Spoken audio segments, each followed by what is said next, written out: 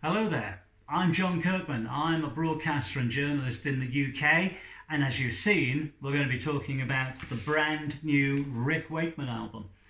It's called The Red Planet, and it's been a long time coming, I have to say. Rick has been saying for a few years he wants to get back and do a really progressive album, and this is the one. Now, this version I'm showing you now, there you go with the pop-up Rick. How wonderful is that? That's the Digipak version. And sadly, this one has sold out. Although I still believe you can find copies of the vinyl album. You can, of course, get the standard album, which is in the jewel case, and that opens up rather nicely. In fact, these things very rarely open up properly, as you can see there. That is the jewel case edition.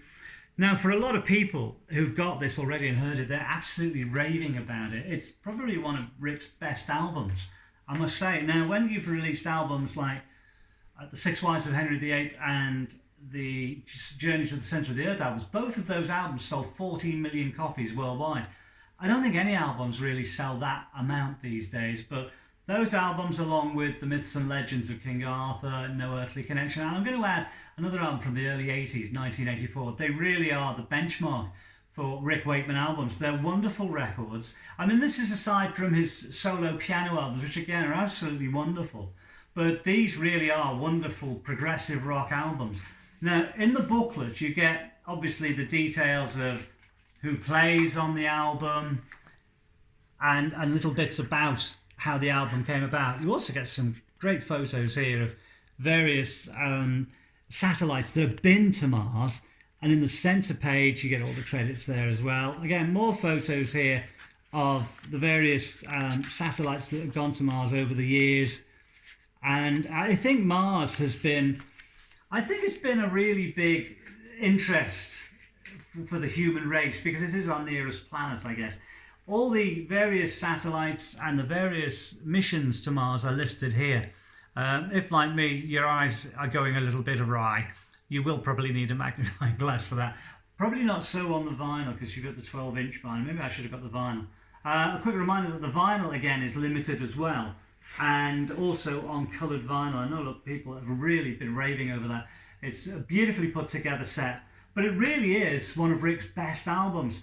I can't sort of extol the virtues of this album enough. It's an instrumental album. It's exactly the album that you would want to hear from Rick Wakeman. The only problem with it is that I would have imagined that Rick was considering obviously an extensive tour to promote this with, again, I would imagine a very, very good stage show to accompany it. It does lend itself to a really big production, and of course, you know, Rick loves his big productions. It costs him a fortune to do, but Rick is very, very decided on doing those kind of shows because he really feels that it helps tell the story.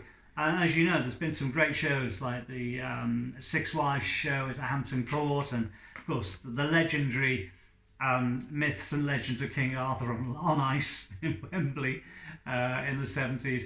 But I really hope that at some point Rick is going to be able to go out and tour this album.